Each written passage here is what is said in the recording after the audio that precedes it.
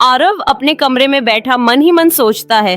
ड्वाराविंग के बाद सब बोलते हैं कि लाइफ सेट हो जाएगी, लेकिन सच्चाई ये है कि ड्वाराविंग के बाद बस खाली वक्त सेट हो जाता है। ऊपर से घर वाले हर वक्त फरमाइशें करते रहते हैं, ये ला दो वो ला दो, तुझे तो फुर्सत ही फुर्सत है। और इधर मैंने सोचा था कि खूब घूमूंगा, पर घूमने के लिए या तो पैसे चाहिए होते हैं या दोस्त। मेरे पास इस वक्त दोनों की कमी थी। तभी आरव की मम्मी बोली, लखनऊ मौसी के यहाँ हुआ, सामान भी दे ही आना, और वो भी कब से बुला रही है। मैंने सोचा घर में पड़े पड़े ताने सुनने से तो अच्छा है कहीं चला जाऊं। पता नहीं था ये छोटा सा फैसला मेरी लाइफ उलटने वाला है। 2 दिन बाद आरव लखनऊ पहुंचता है। ट्रेन से उतरकर वो स्टेशन से बाहर आता है, फिर एक ऑटो में बैठकर अपनी मौसी के घर पहुंचता है। मौसम में थोड़ी ठंडक थी और हल्की हल्की बारिश हो रही थी। मौसी बाहर से कपड़े उतार रही थी कि तभी ऑटो आकर गेट पर रुका। मौसी ने आरव को देखते ही खुश होकर बोली, अरे आरव, कितने दिनों बाद आया है बेटा, आ अंदर आ, भीग जाएगा। मौसी का घर पुराना था लेकिन बड़ा था। छत खुली, एक स्टोर रूम, एक खाली कमरा जहां मेहमान रुकते थे, और सबसे ऊपर वाली मंजिल पर हवा ऐसी कि बंदा वहीं लेटकर किताब पढ़ ले। मौसी बोली, सुन बेटा, एक बात बता दूं, हमारे यहाँ इस टाइम पे एक लड़की भी रह रही है, रिया, मेरे कॉलेज की सहेली की बेटी है, यहाँ कोचिंग कर रही है, बहुत सीधी बच्ची है, तो लाइन वगैरह ना मारना, समझा। आरव हंसकर बोला, मौसी, मैं इतना फुर्सतिया नहीं हूँ। और मन ही मन सोचा, सच बोलूं तो मुझे इस रिया में कोई खास दिलचस्पी नहीं है।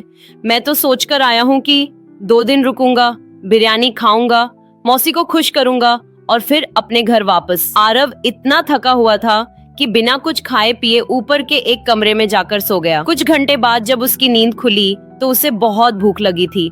वह नीचे आया और मौसी से कुछ खाने को मांगा। फिर दोनों बैठकर बातें करने लगे। शाम का टाइम था। तभी दरवाजा खुला और बाहर से कोई लड़की अंदर आती है। बारिश की वजह से उसके बालों के कुछ छोर गीले थे। उसने कंधे पर बैग टांग रखा था, जैसे पढ़कर आ रही हो। मौसी बोली, आ गई बिटिया, ये देख, ये मेरा भांजा है आरव, 2-3 दिन रहेगा। रिया सूट पहने थी और थकी हुई आवाज में बोली, नमस्ते। आरव बोला, हाय, मतलब नमस्ते। रिया हल्के से सिर हिला के अंदर कमरे में चली गई। आरव को पहली नजर में वो वैसी लड़की नहीं लगी जो नए लड़कों से तुरंत फ्रेंडली हो जाती हो। वो थकी थी, भीगी थी और सिर में शायद 100 फार्मूले घूम रहे थे, क्योंकि थोड़ी देर बाद पता चला वो एंट्रेंस की तैयारी कर रही है, और पढ़ने वाली लड़कियां जल्दी खुलती नहीं। अगले 2 दिन आरव ने वही किया जो लड़के किसी और के घर जाकर करते हैं, छत घूमना, गली झांकना, बेकार की रील्स देखना और इंतजार करना कि नीचे बैठकर मोबाइल चलाते हुए कोई तो उससे बात करे। मौसी ने रसोई से आवाज लगाई, आरव, जरा दूध ले आ। फिर थोड़ी देर में बोली, अरे जरा ब्रेड ले आ। फिर थोड़ी देर बाद बोली, अरे वो नीचे सिलेंडर वाले से बोला। आरव ने सोचा, मेरी छुट्टियां तो ऐसे उड़ रही हैं जैसे मैं घर वालों के काम के लिए ही पैदा हुआ हूँ। रिया टेबल पर पढ़ रही थी। कॉपी, मार्कर, पानी की बोतल सब उसके पास रखे थे। आरव पास आकर बैठ जाता है और रिया से बोलता है, तुझे मैथ्स में कुछ मदद चाहिए हो तो बोल, मैं ठीक ठाक हूँ उसमें। रिया बिना आरव को देखे बोलती है, अभी टेस्ट सीरीज चल रही है, मैं कर लूंगी। आरव मुस्कुरा के बोलता है, ओह, टॉपर वाइब्स। रिया हल्के से आंख उठाकर आरव को देखती है और बोलती है, टॉपर नहीं हूँ, बस पीछे नहीं रहना। रिया का एक खास अंदाज था, न सीधे से मुस्कुराती थी न रूखी बदतमीजी, बस उतना ही बोलती जितना जरूरी होता। और अजीब बात ये थी कि उसकी यह दूरी ही आरव को खींचने लगी। मौसी का घर पुराना था। गर्मियों में सब छत पर सोते थे।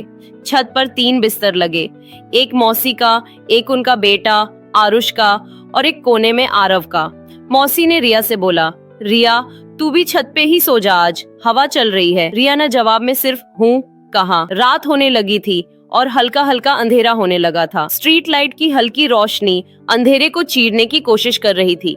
दूर से कुत्तों के भौंकने की आवाजें आ रही थी। आरव दूर कोने वाले बिस्तर पर था और रिया मौसी के पास। वो इतनी दूर थी कि अंधेरे की वजह से चेहरा साफ दिखाई नहीं दे रहा था, पर इतनी पास थी कि उसकी सांसों का रिदम सुनाई दे रहा था। कभी कभी इंसान को बस ये जानना होता है कि जिसको वो देखना चाहता है वो आस पास ही है। अचानक हल्की बारिश शुरू हो गई और मौसी ने सभी से अंदर जाने को कहा। मौसी बोली, अरे भीग जाओगे, सब अंदर वाले कमरे में लेट जाओ, ऊपर पानी आ जाएगा। नीचे वाले कमरे में बिजली नहीं थी, पूरे कमरे में काला अंधेरा था। आरव को लगा कि जैसे वो ही अकेला है उस कमरे में। वो दीवार से सटकर लेट गया। कमरे में बिल्कुल सन्नाटा था, मगर बाहर से बारिश का शोर सुनाई दे रहा था। थोड़ी देर बाद आरव को कमरे में एक और आहट सुनाई दी। उसने सोचा आरुष होगा, मौसी का बेटा। तभी अचानक आसमानी बिजली चमकती है और 1 सेकंड के लिए उस रोशनी में आरव देखता है कि वहां कोई लड़की थी और उसे समझते देर नहीं लगती कि वो कोई और नहीं बल्कि रिया ही थी। आरव की धड़कन तेज हो जाती है और वो एकदम से सांस रोककर चुप हो जाता है। अब सीन टेढ़ा था, कमरे में अंधेरा था और रिया आरव के बहुत पास थी। और सबसे बड़ी बात, शायद उसे लगा था कि वहां आरुष सोया है। आरव सोचता है, अगर मैं बोल दूं मैं आरव हूँ तो वो भाग जाएगी, अगर मैं चुप रहूं तो ये पल यहीं ठहर जाएगा। इसीलिए वो चुप रहता है। रिया थोड़ा खिसकती है दीवार की तरफ। आरव ने बस इतना किया कि नींद में करवट लेने के बहाने अपना हाथ जरा सा आगे किया, ताकि रिया को लगे कि किसी ने उसे छुआ है, और अगर उसे बुरा लगा तो वो खुद हट जाएगी। मगर रिया हल्के से उसका हाथ पीछे करती है, फिर उठकर देखती है और अंधेरे में समझ जाती है कि ये आरव है। वो धीरे से दूसरी तरफ चली जाती है। रिया ने आरव से कुछ कहा नहीं, ना डांटा ना चिल्लाई, बस हट गई। पर उस रात आरव को पहली बार लगा कि उसके होने से उसे फर्क पड़ता है। उस रात आरव देर तक जागता रहा। किसी लड़की को पहली बार अपने पास सोते हुए सोचकर ही उसकी धड़कन तेज हो गई थी। रिया थोड़ी ही देर में गहरी नींद में सो गई। आरव उसके मासूम और मोहक चेहरे को निहारता रहा। उसका मन किया कि उसके कोमल चेहरे को छू ले। आरव देर तक बस उसे देखता रहा, जैसे कोई शांत झील हो जिसमें चांद उतर आया हो। उसके चेहरे पर नींद की एक हल्की मुस्कान थी और पलकों की हर हरकत में कोई अनकहा सपना छिपा था। वो हर सांस के साथ जैसे उसकी धड़कन को गिन रहा था।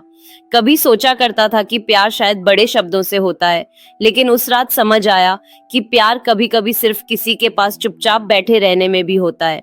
उसका मन हुआ कि एक बार उसके बालों को पीछे कर दे, उन लटों को जो चेहरे पर आकर ठहर गई थी। लेकिन डर भी था, कहीं वो जाग न जाए, कहीं यह पल टूट न जाए। बाहर बारिश अब धीमी हो चुकी थी और कमरे में बस 2 आवाजें थीं, एक रिया की सांसों की और एक आरव के दिल की।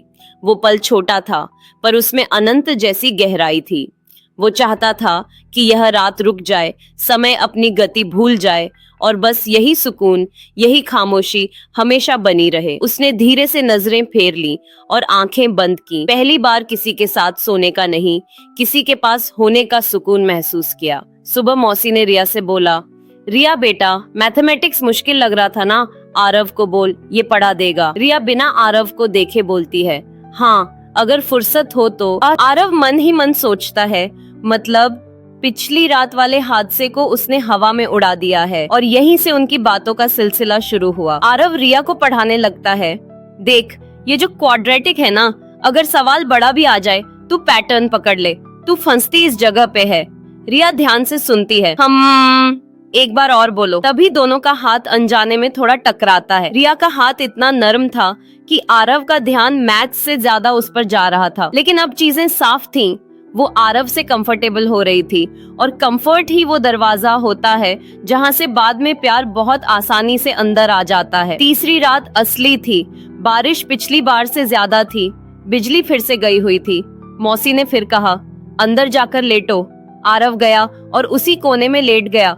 इस बार उसका इरादा गड़बड़ नहीं था, बस ये जानना था कि पिछली रात वाली घटना सब गलती थी या वो भी चाहती थी कि आरव आसपास रहे। कुछ देर बाद फिर वही आहट होती है।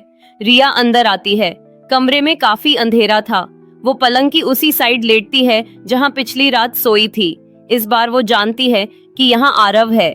इस बार आरव को भी लग रहा था कि उसे पता है कि आरव वहीं है, क्योंकि उसने लेटने में जरा भी हिचक नहीं की। दोनों के बीच बहुत कम फासला था और बाहर बारिश जोरों पर थी। कमरे में अंधेरा भी पहले दिन जैसे ही था। 10 मिनट तक वो दोनों ऐसे ही लेटे रहे। न आरव ने कुछ बोला और न रिया ने। लेकिन चुप्पी भी कभी कभी 2 दिलों के बीच पुल बनाती है। आरव बहुत हल्के से हाथ आगे करता है, बस चादर के ऊपर।